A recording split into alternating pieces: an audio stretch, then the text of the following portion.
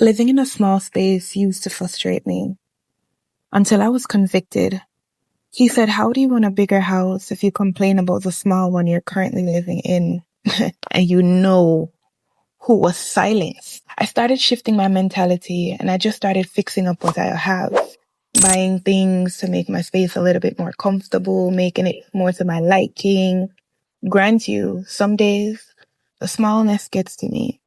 But I don't utter a word of complaint because, listen, I'm not trying to have the Lord take away from me what He has given. So today, I'm grateful for a small space because many are sleeping in uncomfortable conditions.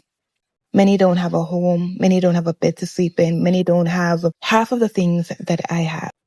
So today, I'm choosing to be grateful. I'm choosing to be grateful for where I am. I'm choosing to be grateful for my small space. Because the Lord didn't have to give it to me. The Lord didn't have to provide a roof over our head, but He did. What are you grateful for today?